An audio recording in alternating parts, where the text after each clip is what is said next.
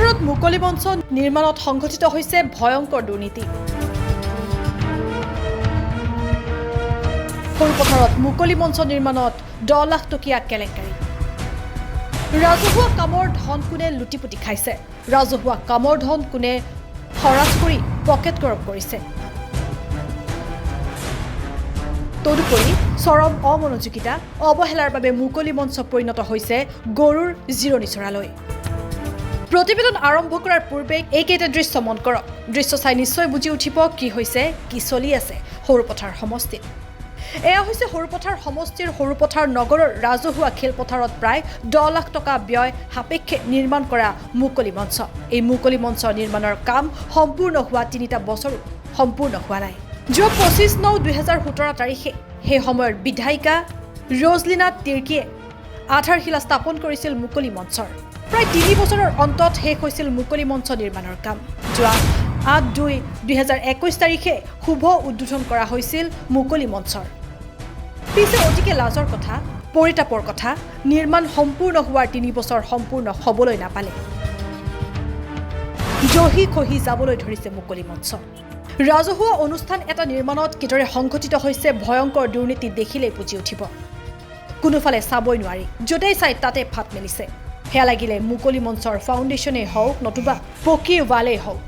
ইয়াৰ পৰা স্পষ্ট হৈ পৰিছে যে কিদৰে প্ৰকল্পটো নিৰ্মাণত চৰম দুৰ্নীতি সংঘটিত হৈছে।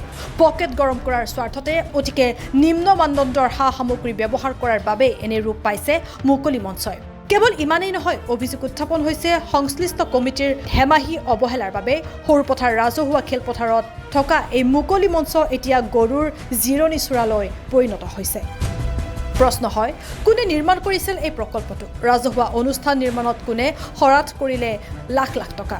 মুকলি মঞ্চ নিৰ্মাণত সংঘটিত হোৱা এই দুৰ্নীতিৰ তদন্ত কৰিবনে বিধায়ক বিশ্বজিৎ ফুকনে? সেয়া লক্ষণীয় হ'ব। কিছুদিন পূৰ্বে সৰুপথাৰ সমষ্টিৰ সন্মানীয় বিধায়ক বিশ্বজিৎ ফুকন ডাঙৰীয়াই এটা ব্যক্তিগত ছেটেলাইট নিউজ চেনেলত আমি দেখিছিলোঁ যে প্ৰত্যাহ্বান জনাইছিলে। তেওঁ কৈছিলে যে সৰুপথাৰ সমষ্টিত কোনো ধৰণৰ চিণ্ডিকেট দুৰ্নীতি হোৱা নাই। তাৰপিছতে আমি ছাত্ৰ মুক্তি সংগ্ৰাম সমিতিয়ে তেওঁক প্ৰত্যাহ্বান জনাইছিলোঁ আৰু 5টা কাৰণ দৰ্শাইছিলোঁ। আমি দেখুৱাইছিলোঁ যে আপোনাৰ সৰুপথাৰ সমষ্টিত ক'ত ক'ত চিণ্ডিকেট হৈ আছে। এতিয়া আজি আমি সৰুপথাৰ যি ৰাজহুৱা খেলপথাৰ আছে, আমি যেতিয়া এটা সাংবাদিকৰ দলৰ লগত যেতিয়া পৰিদৰ্শন কৰিছিলোঁ, আমি দেখিছিলোঁ যে ফেচবুকত ব্যাপক এটা বিষয় চৰ্চা লাভ কৰিছিলে। তাত যি এটা মঞ্চ বনাবলৈ আহিছিলে, সাংস্কৃতিক মঞ্চ, তালৈ প্ৰায় 10 লাখ টকা আবণ্টন দিয়া হৈছিলে। আৰু আমি দেখিছোঁ যে প্ৰায় এবছৰ হৈ যোৱাৰ পিছতেই তাৰ যি ৱাল আছে, তাৰ যি ফাউণ্ডেশ্যন আছে, তাৰ বিভিন্ন ঠাইত আচলতে চিৰিয়াল ফাট মেলা পৰিলক্ষিত হৈছে। আমি বিধায়ক বিশ্বজিৎ ফুকন ডাঙৰীয়াক ক'ব খুজিছোঁ, যদিহে তাত দুৰ্নীতি হোৱা নাই, যদিহে তাৰ ধন নিৰ্মাণ কৰা ঠিকাদাৰজনে খোৱা নাই, তেন্তে এনেকৈ এৰাই যাব পাৰে নেকি? এনেকৈ আচৰিত ধৰণে বখলে আচলতে এবছৰ হৈছে, কেৱল মাত্ৰ এবছৰ হৈছে, এনেকৈ এৰাই যাব পাৰে নেকি? পকী পষ্টত ফাট মেলিব পাৰে নেকি? পকী ৱালত ফাট মেলিব পাৰে নেকি? নিশ্চিতভাৱে ইয়াত দুৰ্নীতি সংঘটিত হৈছে।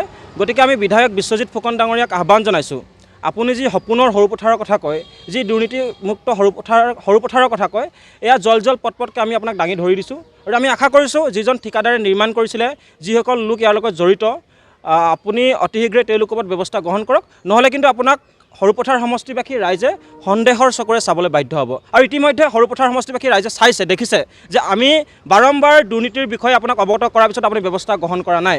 গতিকে আমি আশা কৰিছোঁ অতি শীঘ্ৰে আপুনি যিজন ঠিকাদাৰে নিৰ্মাণ কৰিছিলে, নিৰ্মাণৰ লগত যিসকল লোক জড়িত আছিলে, যিটো বিভাগ জড়িত আছিলে।